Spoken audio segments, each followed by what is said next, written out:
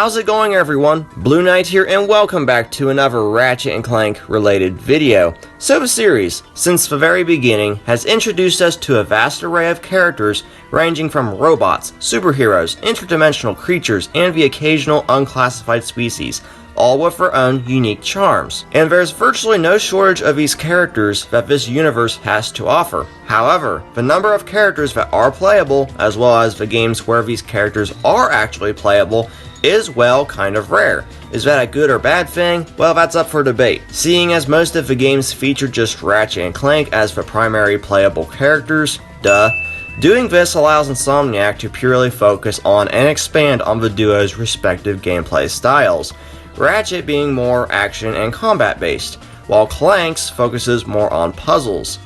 Whereas playing as other characters would probably take a considerable amount of time and focus from doing just that, especially if our gameplay greatly departs from Ratchet or Clank's respective styles, which Insomniac kind of did for the original Spyro 3 by bringing the total of playable characters to 7 in just that game alone, all with varying but enjoyable styles of gameplay.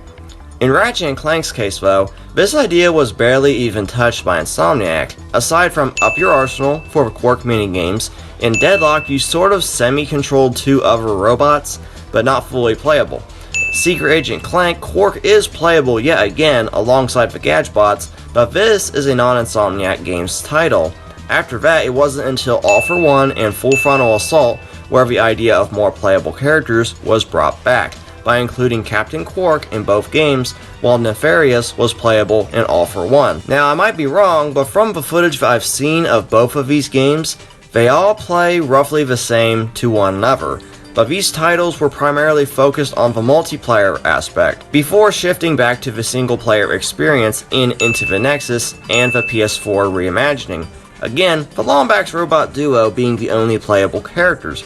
Don't get me wrong, I absolutely enjoy playing as these two and going through levels with the most destructively crazy weapons available and whatever gimmicks like the jetpack or zero gravity that gets thrown at me in each game. Looking back at a crack in time, Clank's gameplay was overhauled from previous games to be, well, in my opinion, the best in the series, with more complex puzzles, combat, and maneuverability, which is really satisfying given the amount of care and effort Insomniac put into this game. Yes, the PS4 reimagining built upon Clank's moveset, but that's besides the point. But if the next game does share the length and the same level of quality as A Crack in Time, then I would take the opportunity to throw in at least one more playable character into the mix to, well, mix things up a bit. Not like a copy of Ratchet though, I mean one with her own unique playstyle. We already had Captain Quark playable before, but if done right, and has already been done right, he could play really well in a 3D setting.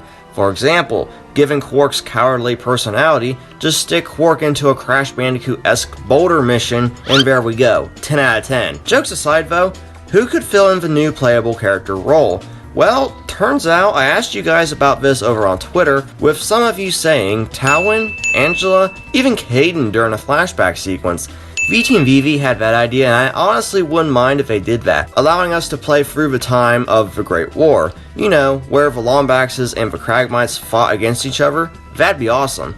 But there is one character that I think would be a perfect choice to be made playable, and that character is Vendra Prog. And the reason being is because of her unique abilities provided to her by Mr. I, the Never Leader.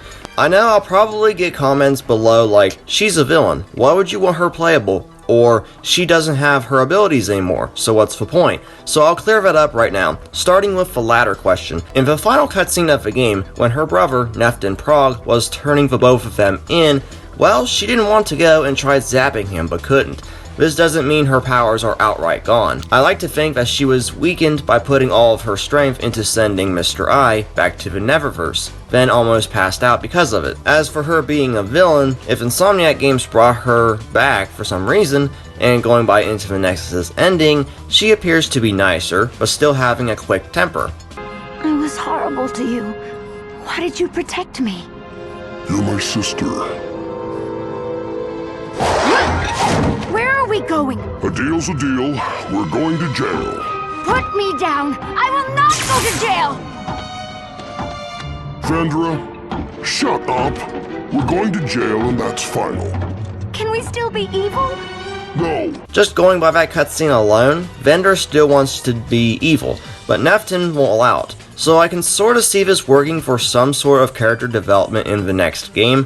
For example, her strength would likely return at some point, and that urge to do bad things comes back, breaking out of prison to do just that, wherein segments like these would focus on going around and causing trouble of all kinds with machinery and manipulation of the environments, making full use of her abilities rather than weapons. Heck, throw in Ratchet as a boss while you're at it. Maybe even have her struggle with wanting to do good things, but also bad things. I guess this could be considered a shift in perspective from villain to hero, you could say. It's not necessarily a Dr. Nefarious approach from All for One, which I think could also be expanded upon in the next game as well. Have him start out acting all villainous and basically not wanting to show more of his good side, at least until it concerns Ratchet, Clank, or Quark, kind of holding back because they're basically the closest thing that he's actually had to any real friends. Something he's probably never felt before. Gameplay side of things though, I can imagine Nefarious as sort of a cross between Ratchet's weapon-based gameplay and Vendra's ability-based gameplay. Again, causing havoc and destruction, then transitioning over to the good side entirely. And to top it all off, whatever Insomniac Games does with the next game, I really hope that towards the end of the game, we get a mission that's similar to the Lemon Rage mission in Sly 3, where you'd automatically switch between characters and their respective playstyles in a moment's notice. That's provided if we do get more playable characters outside of Ratchet and Clank for the next game, which, for those wondering, is rumored to be a launch title on the PlayStation 5 whenever that's revealed. Again, just a rumor, take it with a grain of salt. But with all that said, this is the end of today's video, everyone. So, as usual, what do you guys think about this? Would you like to see additional playable characters in the Ratchet and Clank series?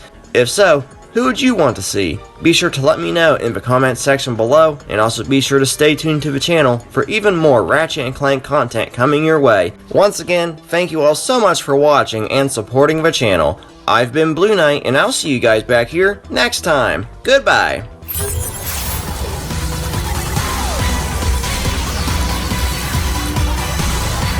Yes.